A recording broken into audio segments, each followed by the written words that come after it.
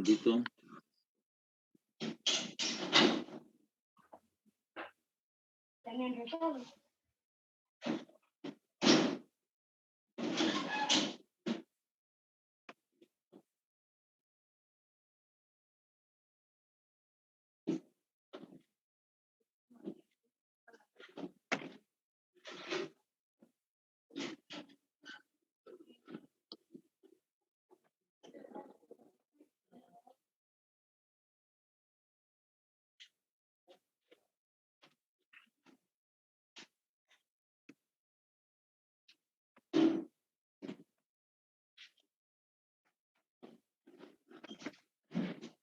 ¿Está visible esa presentación? Sí, licenciado. Licenciado. Sí, licenciado. Licenciado, así es. Entonces ya entramos de lleno. De bien conocido ese de nosotros los tres elementos del Estado, aunque como insisto, algunos que les puedan decir que son más elementos, que son 4, que son 5, pues no dejan tener razón porque el tercer elemento compone de varias instituciones. El primero, ya lo vemos, que es indistinto el pueblo o el territorio. Se supone que el planeta Tierra surgió antes que la población humana y por eso algunos lo ponen como territorio original y luego como pueblo, pero es indistinto. Un estado no puede existir si no hay población, si no hay elemento humano. Entonces es indistinto si es territorio o si es pueblo. Aquí en la presentación dice que territorio es el lugar o espacio de denominación, la porción geográfica dentro de la cual una comunidad organizada ejerce su poder exclusivo.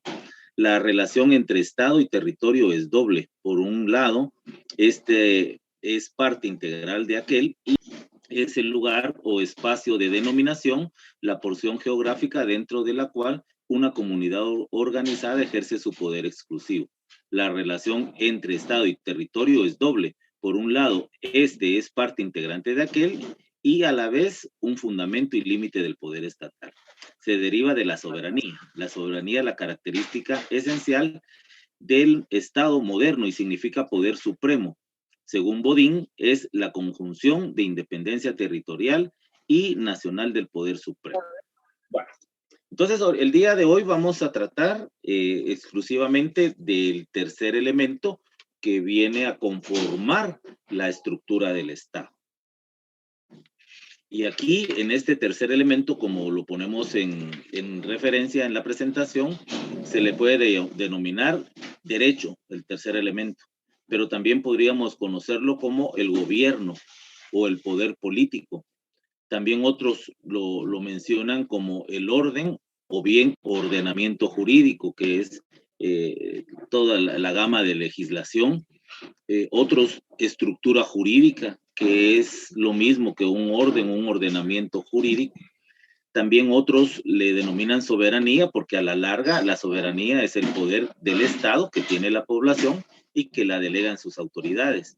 Y también no es ajeno mencionar la legalidad y legitimidad, porque para que exista gobernantes o que exista gobierno o que exista poder político, tiene que haber legalidad, porque esa es las leyes. Si no hay leyes, no hay legalidad. Y la legitimidad es que la persona o el funcionario público que ejerza determinada función únicamente lo puede hacer si la ley se lo permite. Sabemos nosotros que, por ejemplo, el presidente de la República necesita legitimidad, y esa legitimidad, ¿cómo la obtiene? Con los procedimientos que la propia ley establece. Tuvo que haber sido electo popularmente con todas las normas que regula la Constitución y la ley electoral y de partidos políticos para ser electo, y esto le da legitimidad. La legalidad, insisto, es lo que la ley faculta y la legitimidad es el resultado de esta. Entonces, este tercer elemento no tendría que darnos confusión cuando lo que tenemos que entender es que significa que el Estado necesita del derecho y el derecho necesita del Estado. Kelsen dice que no hay Estado sin derecho ni derecho sin Estado. Inclusive Kelsen sugiere que el Estado surgió junto al derecho y el derecho junto al Estado. Hay otras teorías pues que lo mencionan de una forma diferente, que primero fue el Estado y luego fue el derecho, pero Kelsen creo que pues llegó a tener un conocimiento muy amplio del derecho positivo y que por eso llega a esa conclusión. Muy bien, entonces, hablando ya específicamente de las distintas denominaciones de los elementos del Estado. Por ejemplo, para Luis Sánchez Agesta, menciona que este tercer elemento es la organización o la unidad social a través del orden jurídico unitario.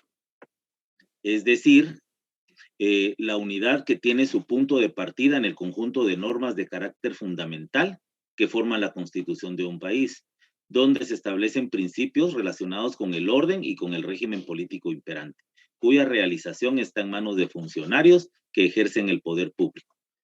Me interesa y escogí esta definición de Sánchez Agesta por lo siguiente. Dentro de esta definición ustedes podrán encontrar una serie de adjetivos que son los que mencionamos anteriormente. Principia diciendo que es un elemento del Estado, pero menciona que es una organización de unidad social. O sea, esa organización de unidad social se transforma en autoridades, ¿verdad? O sea, nuestras autoridades, que por ejemplo en nuestro caso se dividen en 3 poderes del Estado, ellos son esa unidad social que el orden jurídico le faculta para que puedan formar lo que se conoce como gobierno. Y también menciona que es el conjunto de normas de carácter fundamental. Las normas o el ordenamiento jurídico o el orden jurídico no es solo la Constitución, es todo. Pero basándonos en el principio de supremacía de la Constitución, entendemos, o Sánchez Agesta lo menciona, que a partir de la Constitución se establecen los principios relacionados al poder político imperante. Si no hay Constitución, entonces el ordenamiento jurídico estaría vacío, ¿verdad? Entonces necesitamos un poder superior, un poder fundamental superior, y luego un ordenamiento jurídico. Y al final de su definición dice que está en manos de funcionarios que ejercen el poder público. Este tercer elemento comprende todas estas características. El orden jurídico, el ordenamiento jurídico, nuestra normativa jurídica, el derecho, todo esto es el tercer elemento del Estado. Gerardo Prado, en su obra Teoría del Estado guatemalteco, menciona esta definición. Dice, el orden jurídico es el conjunto de normas jurídicas vigentes y positivas. Recordemos que no es lo mismo vigente y positivo, porque hay normas que están vigentes, aunque no son positivas, porque ya no se aplican. Entonces, él dice que es el conjunto de normas jurídicas vigentes y positivas que se relacionan entre sí, que se encuentran escalonadas o jerarquizadas, rigiendo cada momento de la vida del hombre y de instituciones de toda clase de una nación determinada. Esa jerarquización o escalonamiento es llamada por Adolfo Julius y Hal Kelsen como la pirámide jurídica o la jerarquía de las normas, en cuyo vértice aparece la ley fundamental o constitución. El orden jurídico es esencial para la existencia de un país. Sin él no se concibe la vida social. No hay Estado sin constitución. Entonces, el orden jurídico, que nuevamente vuelvo a refrendarlo, derecho, orden jurídico, jerarquía jurídica, ordenamiento jurídico, gobierno, legitimidad, legitimación, viene haciendo el mismo elemento jurídico. Población, territorio y lo jurídico. Si lo vemos en un caso práctico, población, la persona, territorio o el lugar, y el derecho que necesita el Estado para regir a esta persona que está en determinado territorio. Nuevamente Gerardo Prado amplía, dice, el poder público o autoridad. Aquí ya no está hablando de ordenamiento jurídico, aquí está hablando ya de los funcionarios o de las autoridades o de los gobernantes o del gobierno o de la administración pública, que viene siendo parte del tercer elemento.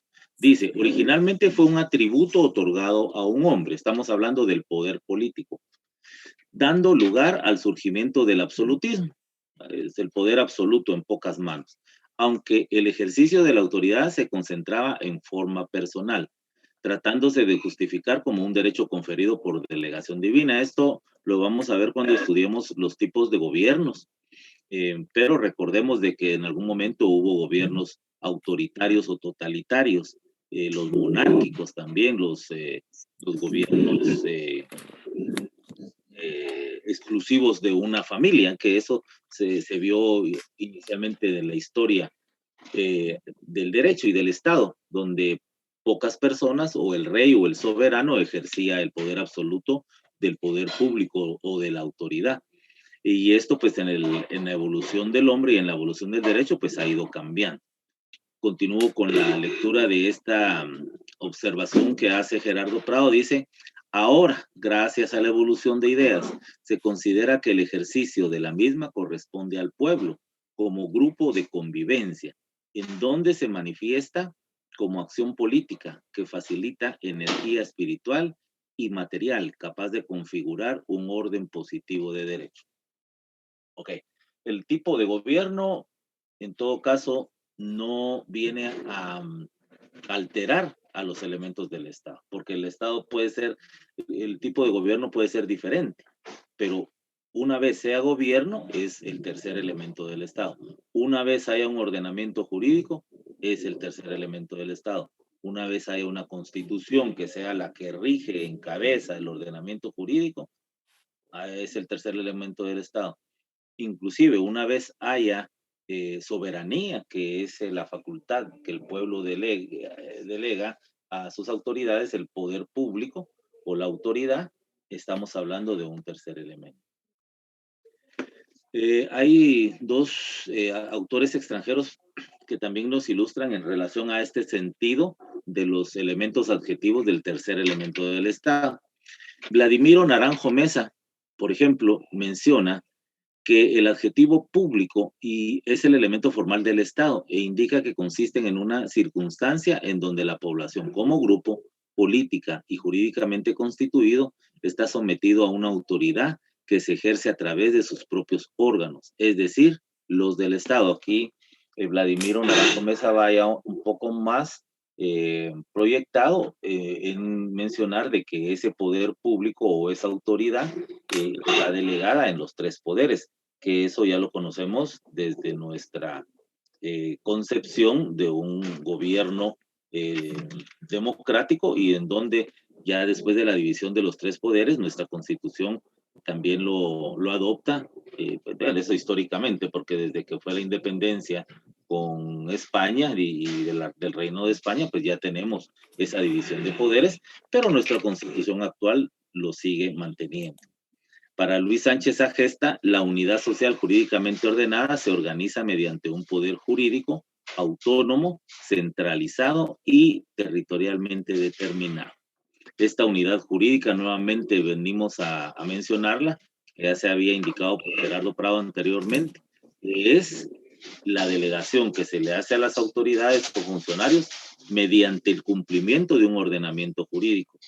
Y aquí viene a colación mencionar el principio de legalidad, el principio de legalidad administrativa, porque el principio de legalidad en general significa de que se tiene que actuar conforme a derecho, o sea, la norma jurídica tiene que regir determinado asunto o determinada circunstancia. Pero en el derecho administrativo o en la administración pública, este principio de legalidad consiste en que el funcionario no puede hacer más allá de lo que regula la norma jurídica, de lo que establece la Constitución y las leyes, ¿verdad? Entonces, el funcionario está como encuadrado, está metido dentro de un cuadro en el cual puede topar con todas las... pero no puede salirse de ellas. Si figurémonos un marco, por eso se le denomina marco jurídico. El funcionario o empleado público no puede hacer más. Y al decir funcionario o empleado público, porque lo estoy mencionando como persona individual, pero en sí el poder público, el gobierno, el tercer elemento del Estado, necesita un ordenamiento jurídico y no se puede salir de ese ordenamiento jurídico porque de lo contrario estaría cayendo en ilegalidad. Los funcionarios públicos únicamente pueden hacer lo que la ley les faculta hacer. Si no está en la ley, entonces no pueden hacerlo. Por eso es que en el derecho administrativo también se aplica el principio de juridicidad, porque podría suceder que en determinado asunto el funcionario se tope y la administración pública no puede detenerse. Por ejemplo, el funcionario diga, yo no puedo hacer esto porque la ley no me lo faculta hacer. Entonces, por eso es que viene el legislador y le faculta al funcionario aplicar un principio de juridicidad que consiste en cuando una norma jurídica, una ley, un ordenamiento jurídico no reglamenta o no regula o no tipifica o no establece determinada situación, entonces el funcionario tiene facultades legislativas para cubrir ese vacío legal, pero entonces mantener marco jurídico para no salirse de la ley. Entonces, me explico con esto. Vamos a poner un caso práctico para tal vez así lo hacemos más entendible. El funcionario, el poder público, la administración pública debe de hacer únicamente lo que la ley le faculta. Pero ¿qué pasa en aquel caso donde la ley no ha establecido ese extremo? Un caso específico dentro de determinada circunstancia no lo ha contemplado el legislador. Entonces, el funcionario tiene facultades legislativas que la propia ley le otorga, porque si no se las otorga, no puede hacerlo, pero normalmente la ley ordinaria le faculta al funcionario un margen para que pueda legislar dentro de su institución, no puede no puede legislar erga omnes, ¿verdad? Por decirle una institución pública, pensemos en RENAP o en el INAP, cualquier institución pública que tenga que resolver determinada circunstancia. Entonces viene con las facultades que la ley le otorga para que legisle, para que haga un reglamento, para que haga un acuerdo, para que haga una guía jurídica para actuar dentro de determinada circunstancia. Porque de lo contrario, se estaría violentando el principio de legalidad. Y el principio de legalidad administrativa, a lo que se refiere precisamente esta unidad social, es constitucional y que vendría siendo lo contrario al principio de la libertad de acción. Pareciera contradictorio, pero es bien específico. La libertad de acción, artículo 5 de la Constitución, dice que todas las personas podemos hacer lo que la ley no nos prohíba, pero el funcionario no puede aplicar esa libertad de acción. El funcionario únicamente puede aplicar el principio de legalidad. Y el principio de legalidad no tiene salida, tiene que hacer lo que la ley le faculta. Habíamos hablado hace un momento de la legitimidad y la legalidad, ¿verdad? La legalidad, que es el marco jurídico, y la legitimidad, la calidad que se actúa para poder ejercer el poder. El presidente de la República y el vicepresidente de la República tienen legalidad porque la Constitución y las leyes crean la figura del presidente y del vicepresidente, y también los mecanismos para poder elegirlos. Y una vez el Congreso les dé su posición de presidente y de vicepresidente, entonces ellos ya pueden ejercer precisamente esa función pública. Lo mismo sucede con los señores diputados, lo mismo sucede con los jueces y magistrados. Ahorita estamos dentro del ámbito nacional pendientes de elegir una corte de constitucionalidad. Estamos pendientes el otro año ya de elegir fiscal general del Ministerio Público, y creo que el otro puesto importante es el director del Instituto de la Defensa Pública Penal. Todavía estamos pendientes de que el Congreso elija magistrados de la Corte Suprema de Justicia y salas de la Corte de Apelaciones. Todos estos funcionarios públicos que son parte del poder administrativo superior necesitan de legalidad y de legitimidad de poder. Y en la presentación dice que significa que todo acto de poder proviene de la ley. Y en este caso hacemos mención del poder especialmente establecido por la Constitución y constituido conforme a ella en las leyes ordinarias. Esta legalidad representa una garantía constitucional denominada garantía objetiva de la Constitución, mediante la cual se hace realidad el principio de que todo acto del poder público que viole o menoscabe derechos garantizados por la Constitución es nulo de pleno derecho siempre que disminuyan, restrinjan o tergiversen tales derechos. Voy a ver un par de chats, permítanme un segundo.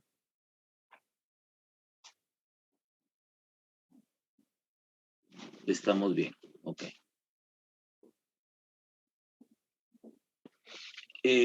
Yo creo que hasta ahorita estamos bien, hemos comprendido que todos estos institutos, todos estos conceptos jurídicos fundamentales forman parte del elemento jurídico, del elemento derecho, del elemento gobierno.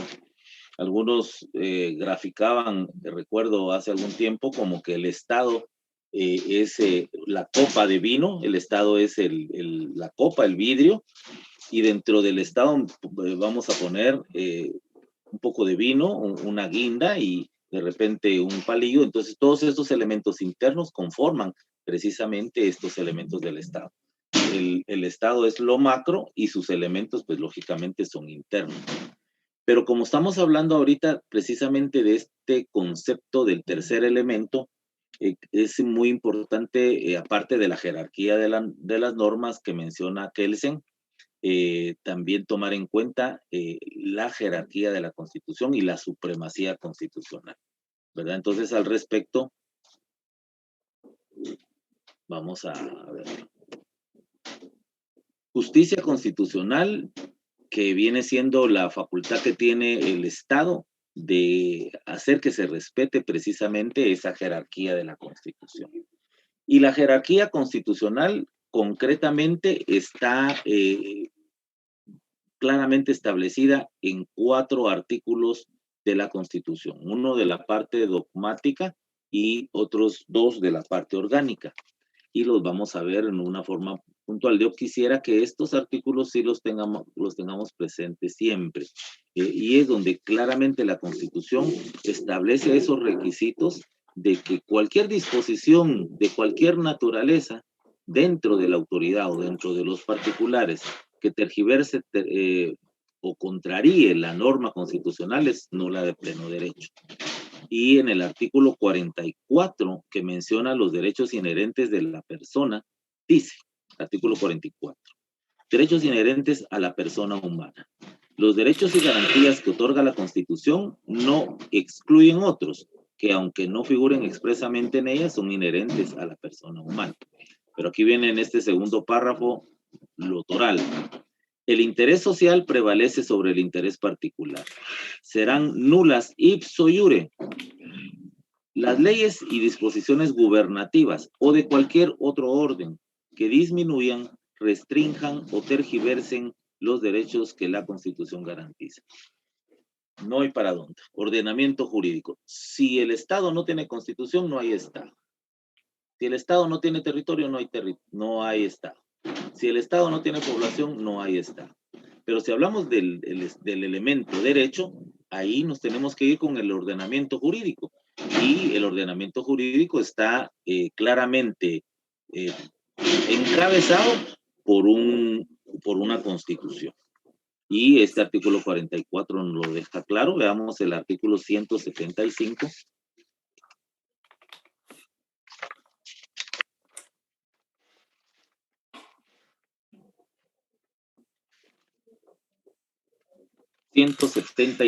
Artículo. Jerarquía constitucional es el epígrafe.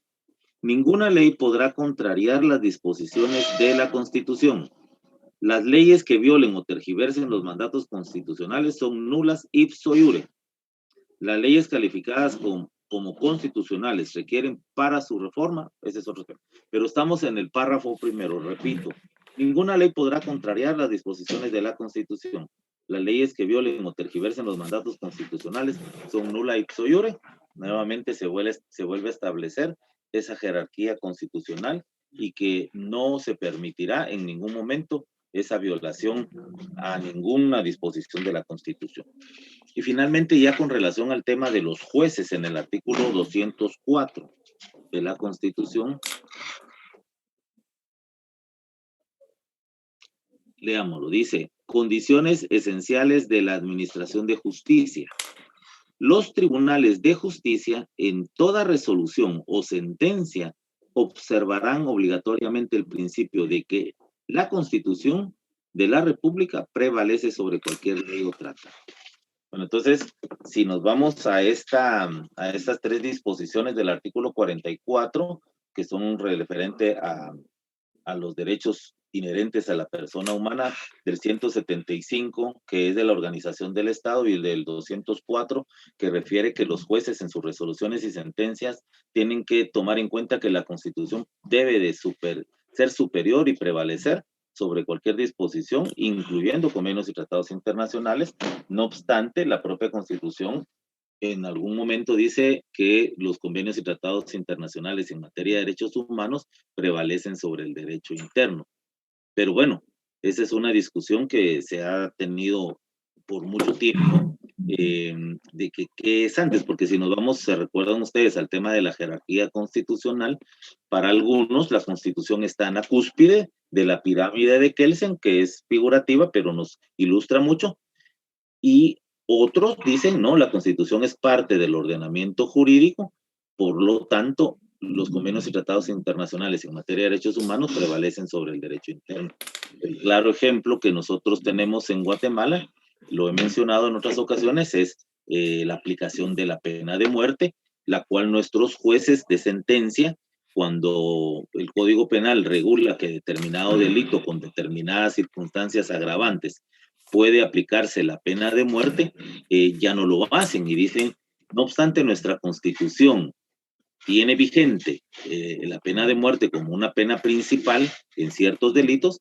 Nosotros aplicamos el principio de que los convenios y tratados internacionales en materia de derechos humanos prevalecen sobre el derecho interno y se considera por algunos de que la Constitución es un derecho interno, no es superior a la normativa jurídica. De esto hay muchas discusiones. Dice aquí en la presentación, en torno a la Constitución, las normas gravitan como astros en torno al sol. Esta es una reflexión filosófica de Echeverría. Pero con relación al tema que estamos hablando de la jerarquía constitucional, existen algunos criterios entre el derecho internacional y el derecho interno. Insisto en si los convenios y tratados internacionales prevalecen sobre la Constitución, porque sobre el derecho interno no hay ninguna discusión. La discusión es sobre la Constitución, porque algunos podrían decir, bueno, está bien que el convenio y tratado internacional prevalezca sobre nuestro derecho interno, sobre nuestro ordenamiento jurídico, pero no sobre mi Constitución. Mi Constitución la voy a dejar aparte. Yo, por lo menos en algunos estudios que he realizado de este tema de la jerarquía, para los Estados Unidos de Norteamérica, un convenio y tratado internacional no es superior a su Constitución, ¿verdad? En materia de derechos humanos. Entonces, existen diferentes criterios. Para ese respecto, pues hay tres tesis o criterios: la de los dualistas, la de los monistas y la ecléctica o integradora. Los dualistas son los que consideran de que la Constitución es superior al derecho interno. Los monistas consideran de que es al contrario. Los convenios y tratados internacionales están sobre la Constitución, por lo tanto la Constitución sí es parte del ordenamiento jurídico o del derecho interno. Y la ecléctica o integradora, pues que es una teoría híbrida, como hay muchas que hemos platicado y en el derecho las vamos a seguir encontrando, en donde se establece que pues depende cada caso concreto. Entonces se puede aplicar que la Constitución es superior o que los convenios y tratados internacionales en esta materia son los superiores. De hecho, en nuestra propia jurisprudencia de la Corte Suprema de Justicia de Guatemala hay criterios en ese sentido. Y la propia Corte de Constitucionalidad también en materia de doctrina legal ha emitido diversos criterios en ese sentido. Vamos a ver a ese respecto de qué es lo que se debe aplicar primero según nuestra propia legislación. Y empezamos por el orden jerárquico.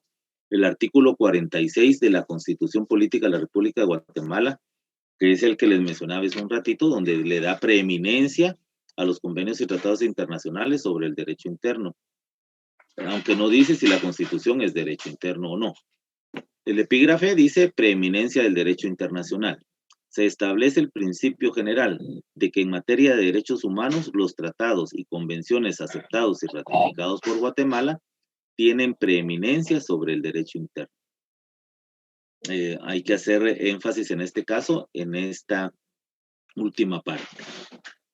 Tienen preeminencia sobre el derecho interno. Tienen preeminencia, son más allá que el derecho interno. Por otro lado, nuestra ley del organismo judicial, que es una ley general para materia procesal en Guatemala, establece también un principio, porque en todo caso esta ley del organismo judicial fue hecha para todos los procesos que se aplican en Guatemala, un proceso civil, un proceso penal, un laboral, un administrativo, familia, menores, género, se aplica la ley del organismo judicial. Y es importantísimo que el legislador prepondera, o sea, tutela esta supremacía de la Constitución y en su artículo 9 establece: los tribunales de justicia observarán siempre el principio de la jerarquía normativa y de la supremacía de la Constitución Política de la República sobre cualquier otra ley o tratado internacional, salvo, dice, que hace la excepción, los tratados o convenciones sobre derechos humanos ratificados por Guatemala que tienen prevalencia sobre el derecho interno. Carece de validez las disposiciones que contradigan a una norma de jerarquía superior. Entonces, de una vez le están diciendo a los jueces, así como lo dice el artículo 204, por favor, ojo, tiene que tener en toda resolución o disposición que usted aplique, debe tomar en cuenta este principio: la supremacía de la Constitución, salvo, dice, tratados o convenciones sobre derechos humanos ratificados por Guatemala que tienen preeminencia sobre el derecho interno. Si la ley del organismo judicial hubiese dicho lo contrario, sería inconstitucional, porque estaría tergiversando lo que dice el artículo 46 que tenemos en la parte superior de la pantalla. Entonces, cualquier disposición jurídica del ordenamiento jurídico debe de tomar como prioridad no contradecir la Constitución. Sobre este criterio, si la Constitución es derecho interno o no lo es, encontramos algunas definiciones de la Corte, pero voy a fijar otro de los conceptos de una ley específica en materia constitucional, que es la Ley de Amparo, Exhibición Personal y de Constitucionalidad, que en su artículo 3 establece lo siguiente: supremacía de la Constitución. La Constitución prevalece sobre cualquier ley o tratado. No obstante, en materia de derechos humanos, los tratados y convenciones aceptados y ratificados por Guatemala prevalecen sobre el derecho interno. Entonces, nuevamente, en concordancia con el 46 de la Constitución, con el 9 de la Ley del Organismo Judicial, esta ley de amparo, que es una ley de rango constitucional, que algunos inclusive también es la disyuntiva. Si la ley es, que son conocidas como la ley constitucional, que recordemos claramente que son 4, la ley de amparo, exhibición personal y de constitucionalidad, la ley electoral y de partidos políticos, la ley de emisión del pensamiento y la ley de orden público, son de rango constitucional porque no las hizo el órgano legislativo, sino las hizo el poder constituyente, la Asamblea Nacional Constituyente en nuestro caso, y por eso se les pone como una categoría de rango constitucional. Y entonces viene otra discrepancia entre si las leyes ordinarias y las de rango constitucional son de la misma jerarquía o las de rango constitucional son superiores. Pues como cuando se hizo la estructura de la jerarquía normativa, pues solo se pensó en leyes ordinarias, o sea, la Constitución, convenios y tratados internacionales y leyes ordinarias. No se pensó en leyes de rango constitucional. Pero estas leyes de rango constitucional, aunque algunos las criticamos, porque consideramos que la Asamblea Nacional Constituyente únicamente es convocada y creada para crear o modificar constituciones, no tendría por qué ponerse a hacer otro tipo de leyes. Pero bueno, esto sí trae un antecedente histórico con las cartas que fueron formando la Carta Magna, ¿verdad? Porque la Constitución de Inglaterra, donde se originaron las constituciones, no tenía específicamente un cuerpo normativo como lo tenemos nosotros, una sola constitución, sino ellos tenían varias fases de constitución, por eso es que se le denominan cartas. Y ahí es donde tiene su origen precisamente esta este tema que se denomina en la actualidad el derecho constitucional como bloque constitucional.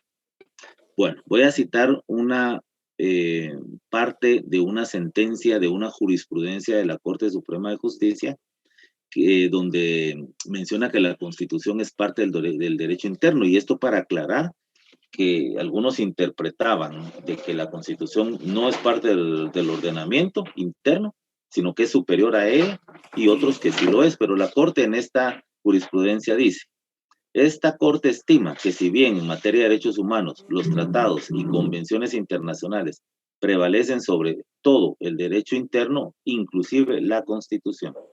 Entonces aquí sí claramente viene la Corte y hace esa aclaración, porque me imagino que era parte del litigio dentro de ese caso determinado.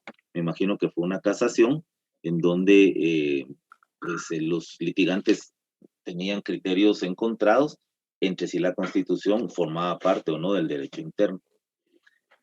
El artículo 204 relacionado con esto, que es la facultad que los jueces tienen precisamente para respetar la jerarquía constitucional en las sentencias y resoluciones, establece: los tribunales de justicia en toda resolución o sentencia observarán obligatoriamente el principio de que la Constitución prevalece sobre cualquier ley o tratado. Entonces esa era para cerrar ese tema concreto.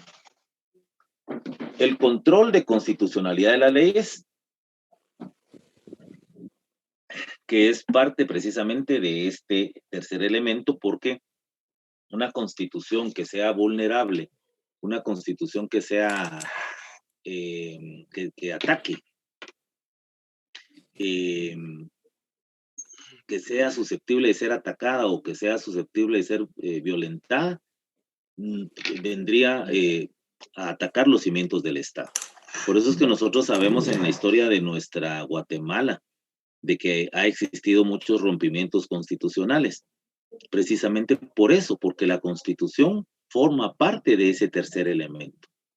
Y el Estado, con que le vulneren uno de sus tres elementos, pues deja de tener la fortaleza de Estado. Entonces, lo que sucede ya dentro de una estructura político-jurídica de un Estado es que cuando hay rompimiento constitucional, lo suple temporalmente un poder de un jefe de Estado. Normalmente es por medio del ejército, un rompimiento constitucional o una revolución. Y lo que sucede es que se rompe el orden constitucional y es necesario que, pues, las propias leyes lo establecen, de que el pueblo, en base a su soberanía, venga y convoque de nuevo a una Asamblea Nacional Constituyente para que venga a su vez a hacer una nueva constitución. Y en el caso de nosotros sucedió, y el último rompimiento constitucional, porque recordemos en la historia, la Revolución de Octubre del 44, la Revolución Liberal del 54 y también en el 65. Y luego en el 83 con el golpe de Estado de Ríos Montt, en donde nuevamente existe un rompimiento del orden constitucional, y es en el gobierno del general Mejía Víctores, en donde se convoca una Asamblea Nacional Constituyente y crea la última constitución que tenemos, y esperemos pues que ya no haya rompimiento constitucional. De hecho, en Guatemala existen muchas violaciones a la Constitución, pero bueno, hablemos desde el punto de vista positivo, y precisamente por eso es que la propia Constitución, por medio del poder constituyente, lo que hace es crear control de las leyes, control constitucional de las leyes y del ordenamiento jurídico. Y dentro de este control, solo voy a pedir, María Luisa, me parece que tiene su micrófono encendido. María Luisa Maldonado.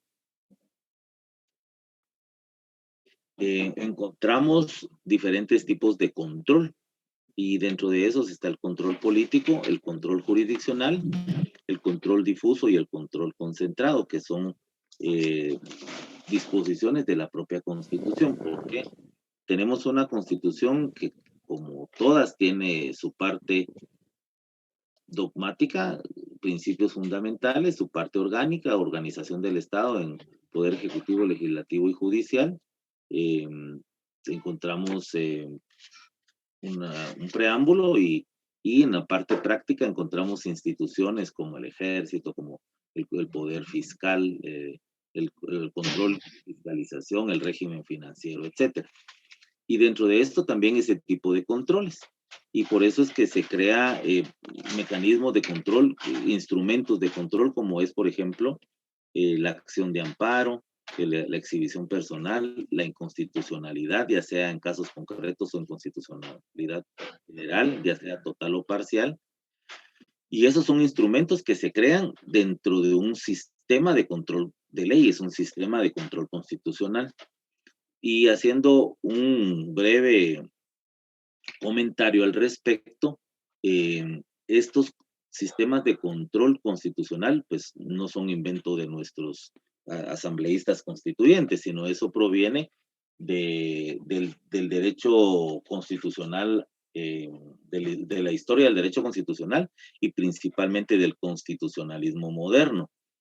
Y en forma concreta, solamente hago mención de que en el sistema concentrado, que tiene su origen en Austria, donde se crea la primera constitución, este sistema concentrado consistió en de que la población, por medio de su soberanía, y en ese caso en Austria, donde había un poder monárquico, disponen de que un órgano especializado privativo de jueces tenía que tener el control constitucional y que cualquier interpretación de la Constitución debería de estar a cargo de ese órgano constitucional. Y su ejemplo más moderno, que está adoptado por Guatemala, es la Corte de Constitucionalidad. En Austria, pues los austríacos y en Europa institucionalizan el sistema concentrado y empiezan a crear cortes de constitucionalidad o cortes constitucionales.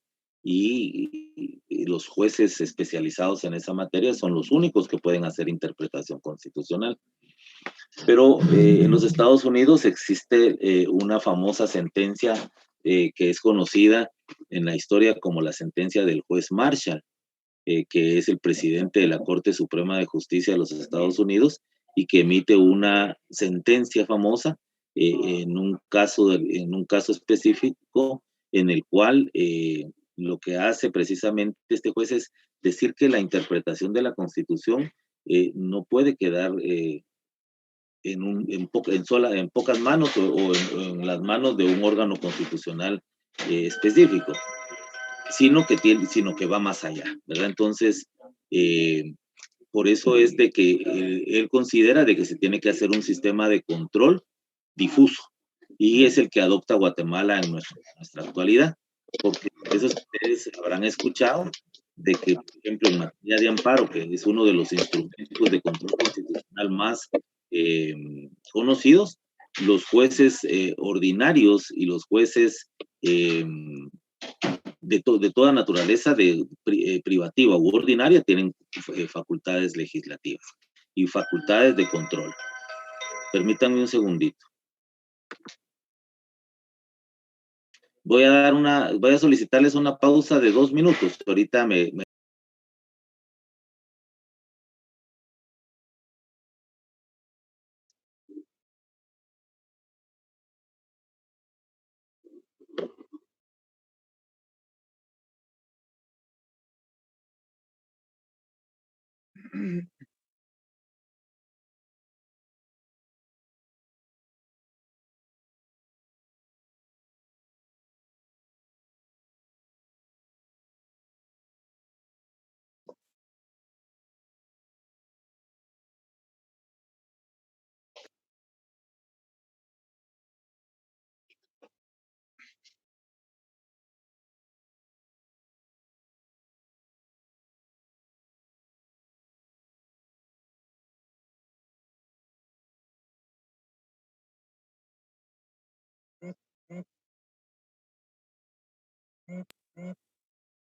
Muy bien, disculpen el lapsus. Es que lo que pasa es que ahorita estoy dando clases aquí en mi oficina jurídica, donde tengo mi sede, pero estamos trabajando una casación y entonces estoy aquí en la oficina de la secretaria.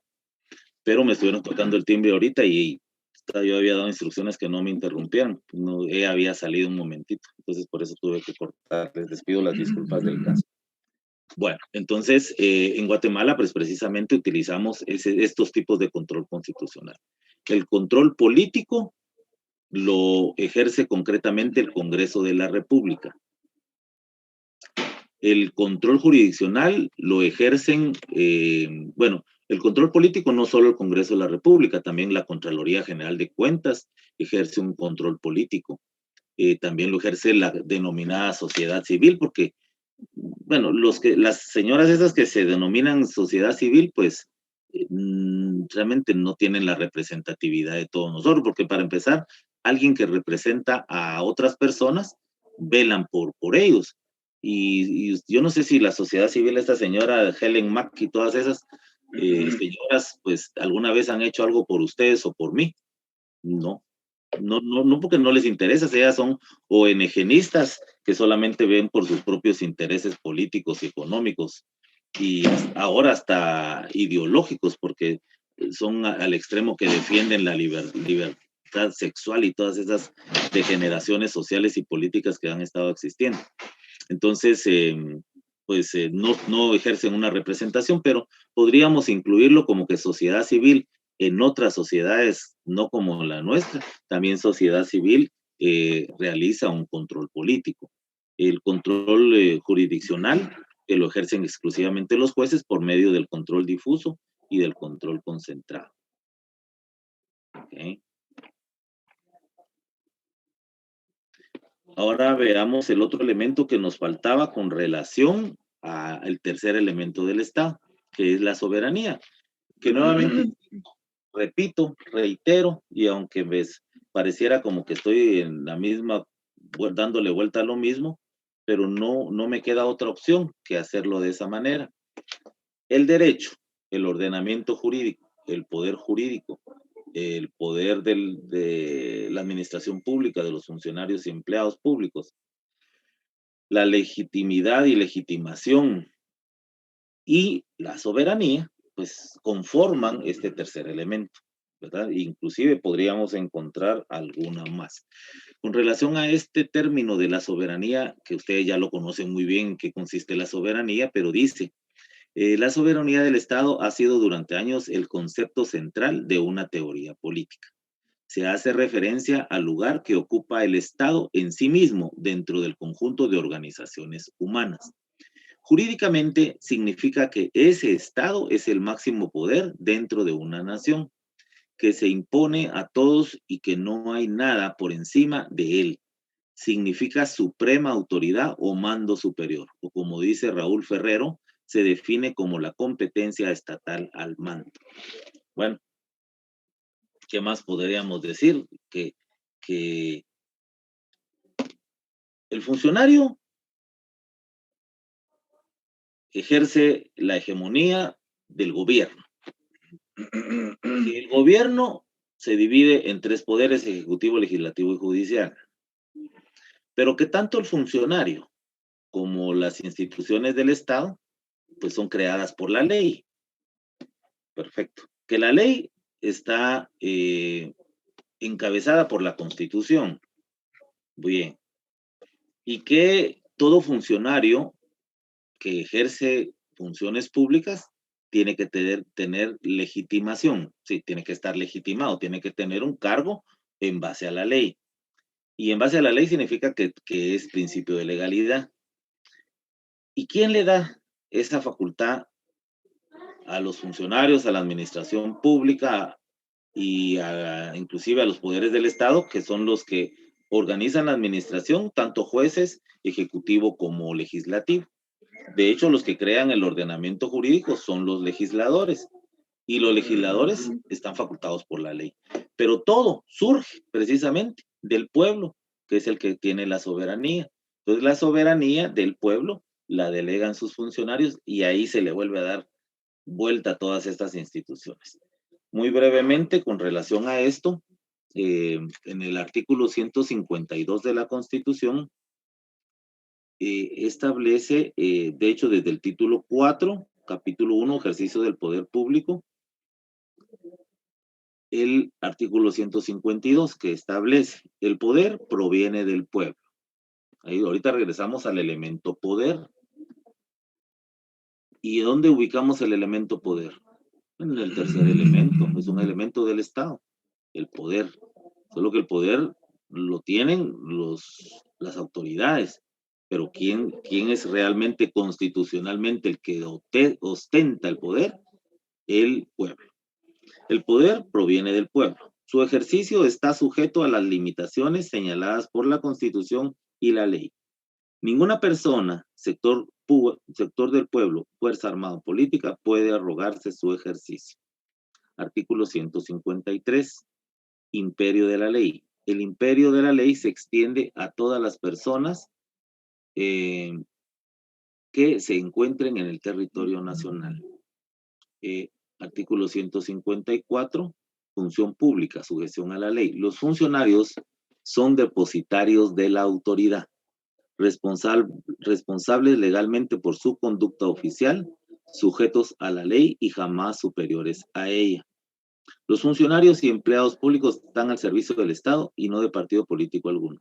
La función pública no es delegable, excepto en los casos señalados por la ley, y no podrá ejercerse sin prestar previamente juramento de fidelidad a la Constitución.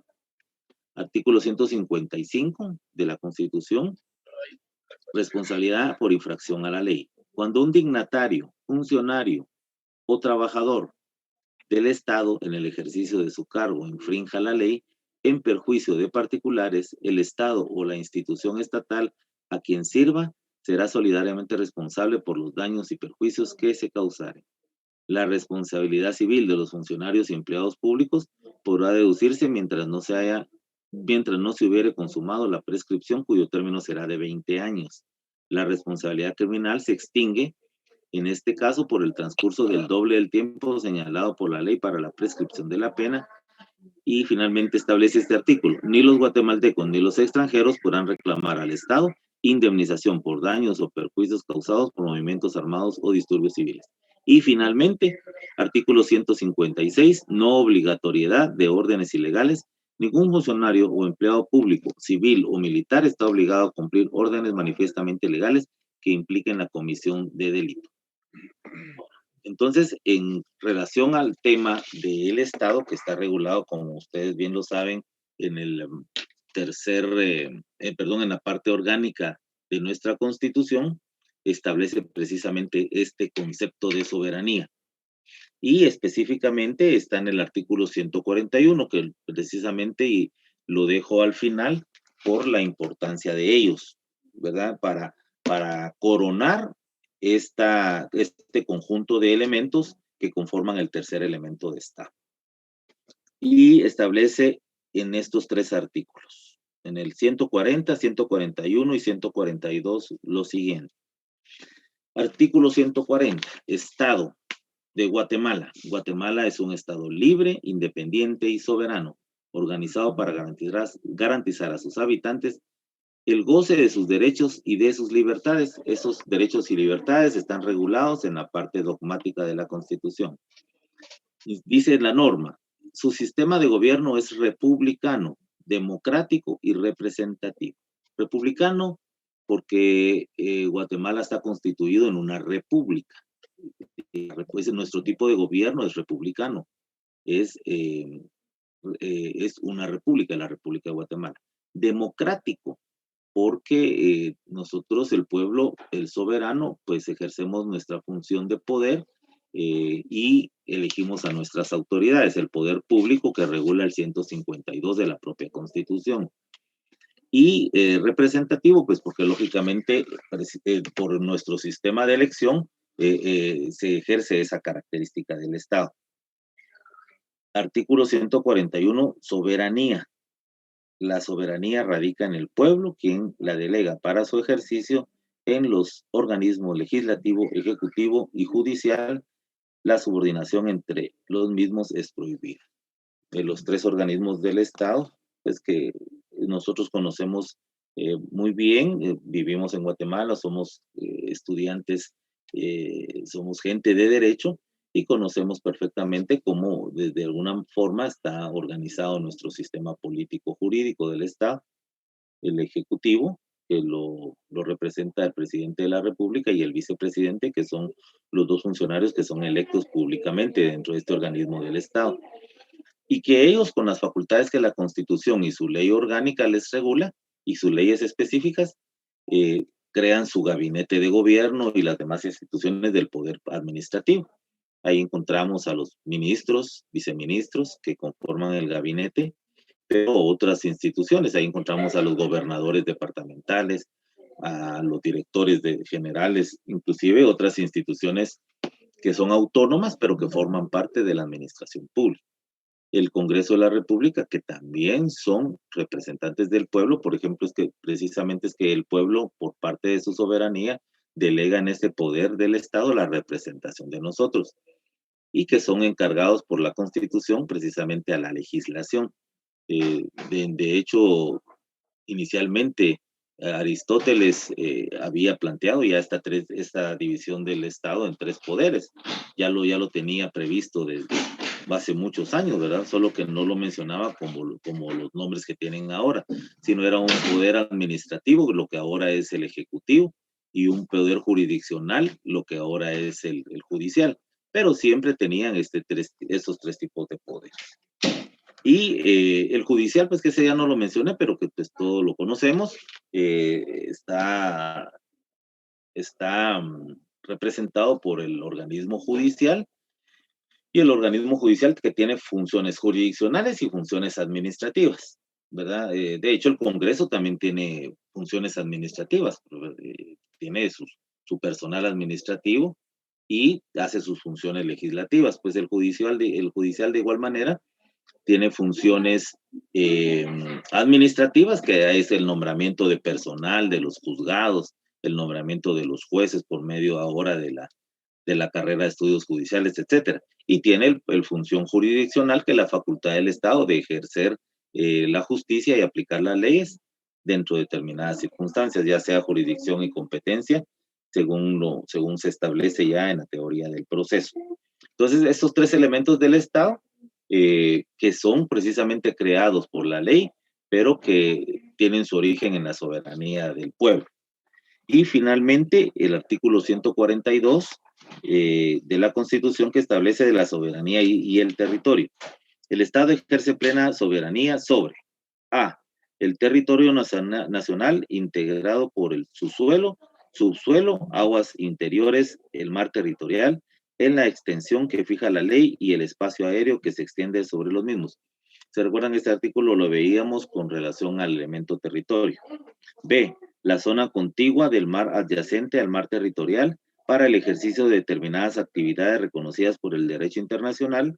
Y C. Los recursos naturales y vivos del lecho y subsuelos marinos y los existentes en las aguas adyacentes a la costa fuera del territorio nacional, que constituye la zona económica exclusiva en la extensión que fija la ley conforme a la práctica internacional. Y no voy a dejar de leer el artículo 143, idioma oficial. El idioma oficial de Guatemala es el español. Las lenguas vernáculas forman parte del patrimonio cultural de la nación. Bueno, entonces esto es con relación a estos elementos de lo que habíamos venido hablando desde el principio del curso, de los 3 elementos del Estado. Entonces, si queremos dar una definición de lo que es cada uno de los 3 más importantes elementos del Estado, pues ya tenemos las características y los insumos para poder formar cada uno de ellos. Pero lo más importante de esto es poder comprenderlo, ¿verdad? Entonces aquí podríamos haberle entrado primero a las teorías y a las propuestas que ha venido a través de la historia de la teoría del Estado, pero consideramos que ahorita en esta instancia del curso, previo al primer parcial, necesitábamos manejar todos estos elementos. Como les mencionaba al principio de la clase, vamos a institucionalizar algunos otros elementos de la teoría general del Estado de Hans Kelsen, ¿verdad? Que para esas ya tenemos pues la legislación y la obra esta que estábamos mencionando al principio. Y con relación a la ley, pues lo que ya hemos visto. Tenía la semana pasada, cuando hicimos el día miércoles la comprobación de lectura de la obra de Juan Jacobo Rousseau, del contrato social, y de lo cual ustedes evaluaron ya en una comprobación de lectura. Algunas inquietudes en base a lo que estoy leyendo y calificando. No he terminado de calificar, porque ustedes comprenden, son bastantes y tengo que hacerlo de una forma individualizada por cada uno de ustedes. Entonces ya para el día lunes considero que yo ya tengo esas calificaciones, ya les puedo mandar sus notas y hacer algunos comentarios con relación a sus criterios en relación a la obra, que son importantes porque de ahí surge precisamente podríamos haber estudiado algunas obras más, pero pues si nos da tiempo, ya aunque no tenga una ponderación, las vamos a dejar como una lectura que venga a reforzar nuestros conocimientos. Pero pues me interesaba estas dos obras más pequeñas, la del contrato social de Juan Jacobo Rousseau y la del Príncipe de Maquiavel, que esa pues todavía tenemos pendiente, pero ya sería bueno que la empezáramos a leer. Entonces, yo creo que les voy a dejar ahorita unos minutos para que ustedes puedan ampliarse por si quieren hacer alguna pregunta, alguna observación. Ya tenemos pocos minutos. Ustedes tienen la palabra por si quisieran hacer alguna pregunta, algún comentario. Ahorita los exámenes, me parece que el de ustedes va a ser, no estoy seguro, el 3 de marzo. Voy a tener el dato concreto, pero nosotros tenemos clases el 1 y el 3, que es lunes y miércoles. Creo que es el 3 de marzo. Entonces ya estamos hablando que solo tendríamos clase el otro miércoles 24 y luego el lunes 1 de marzo. Entonces tenemos 2 clases más intermedias al primer examen parcial. Y ya para ese momento ya tendrían ustedes su punteo. Espero tenerlo para el lunes. He estado con algún tipo de cargas personales, ¿no? Porque tuve que hacer una mudanza de casa y eso me costó un poquito en mi tiempo personal, pero ya ahorita estamos ya organizados nuevamente, ya listos para continuar con todo en esto de nuestras funciones docentes y espero que ustedes también con sus funciones de estudiante. Entonces, insisto, si hubiera alguna pregunta, alguna observación, algún comentario. Licenciado, buenas tardes, disculpe. Con ese artículo 46 de la preeminencia del derecho internacional, entonces, con lo último que usted dijo, entonces, digamos, la Constitución está a la par del derecho interno. No, ¿O está ya... arriba la Constitución? Fíjese que el criterio personal era de que sí estaba arriba, pero ya hay materia en jurisprudencia y en doctrina de la Corte que no, que la Constitución es parte del derecho interno. En consecuencia, los convenios y tratados internacionales en materia de derechos humanos prevalecen inclusive sobre la Constitución. Ese es el criterio ya unificado por nuestras Cortes. Ah, bueno, muchas gracias, licenciado. De hecho, yo soy un amante del poder de la Constitución y yo pues como que no me parece mucho, no estoy muy de acuerdo con ese criterio, pero sí ya está unificado de que se tiene que interpretar como que es parte del derecho interno. Es que yo en algún momento que tuve bastante ejercicio en el derecho procesal penal, tuve la oportunidad de participar en debates públicos en materia procesal penal cuando estaba la CICIG, y yo pues he ejercido siempre la defensa.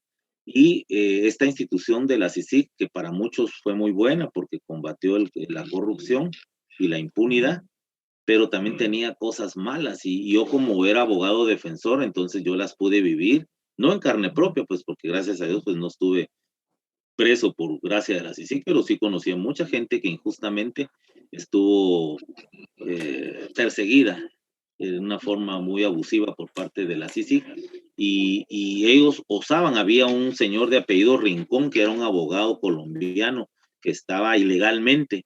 Él no tenía capacidad, hablando de la legalidad y de la capacidad, él no tenía la legitimación para ser abogado en Guatemala.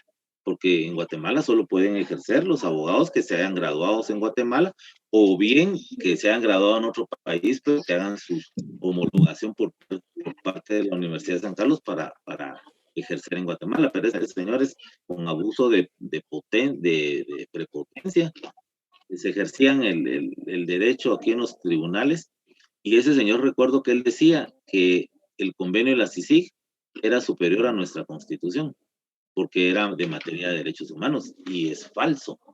Primero, no era un convenio, ese no era un convenio, ese era un acuerdo que hizo el gobierno de Guatemala con la Secretaría de la ONU.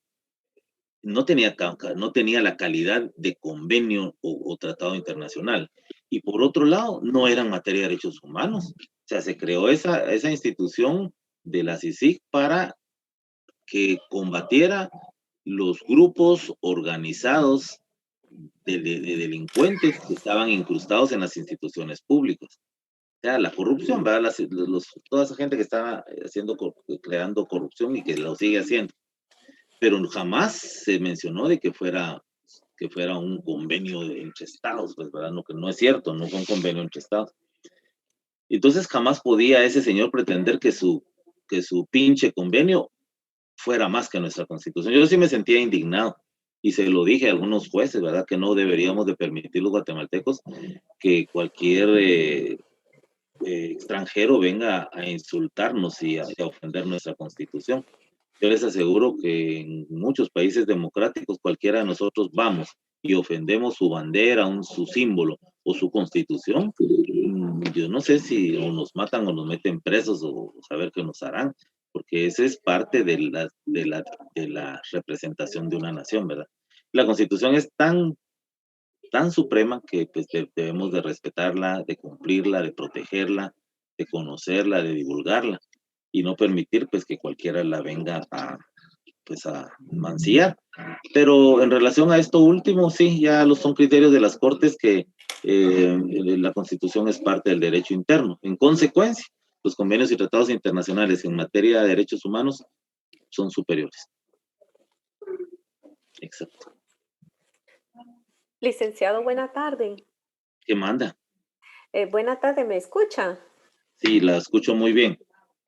Es que soy casi en el sótano de aquí del edificio.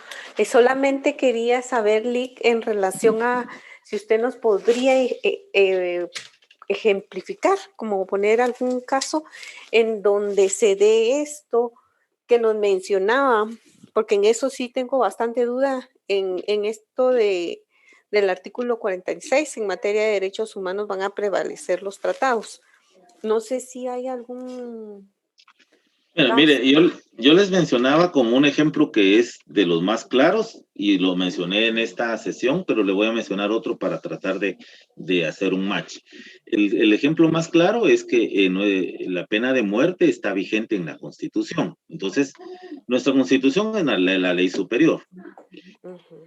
Pero el convenio o tratado internacional si es en materia de derechos humanos, es superior a nuestra Constitución, y por eso es que en la actualidad nuestros jueces ya no aplican la pena de muerte. ¿Y cuál es el argumento? Es decir, si bien es cierto, la pena de muerte está regulada en nuestra Constitución, pero hay convenios en materia de derechos humanos que prevalecen sobre el derecho interno, y tal es el caso del Pacto de San José, la Convención de Derechos Humanos. Entonces, aplicamos mejor este convenio en base al artículo 46. Otros ejemplos que podríamos dar es en materia de legislación de género. Ustedes saben de que en Guatemala pues ahora se aplica legislación de género, específicamente de protección a la mujer. Eso no se veía antes porque algunos lo consideraban inconstitucional porque la mujer, porque iba a tener más derechos que el varón, debiendo aplicarse el derecho de igualdad. Pero bueno, surgieron esta legislación de género, pero está respaldada en convenios internacionales ratificados por Guatemala. Por ejemplo, el convenio Belén do Pará, que es un convenio internacional y que dice que los Estados miembros deben de crear legislación tendiente a la protección del género de la mujer, ¿verdad? Entonces, podríamos utilizar este ejemplo como otro caso concreto en nuestra realidad, donde los convenios y tratados internacionales prevalecen sobre el derecho interno. Entonces aquí ya no cabría decir, mire, ¿por qué están haciendo una ley de violencia contra la mujer? ¿Por qué no hacen una ley de violencia contra el hombre también? No, aquí no se está violentando el derecho de igualdad, aquí simplemente se está privilegiando o tutelando los convenios y tratados internacionales como el Belén do Pará para la protección del género femenino. Entonces, en conclusión, podemos encontrar una serie de ejemplos en los cuales vamos a encontrar casos donde se ha privilegiado o tutelado el derecho internacional sobre el derecho interno. Por eso es que nuestra Constitución forma parte ya de una parte de un ordenamiento jurídico que es susceptible de ser superado precisamente por los convenios y tratados internacionales. Dos ejemplos que podría mencionar.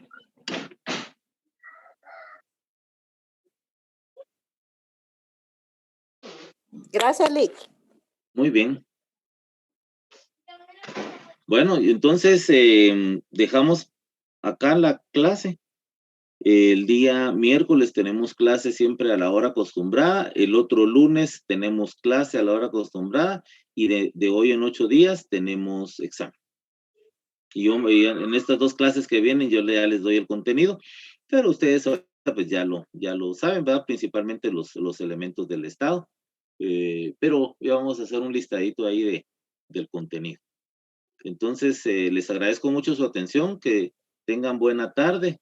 Les agradezco por la amabilidad de brindarme la oportunidad de estar nuevamente con ustedes una sesión más y nos vemos.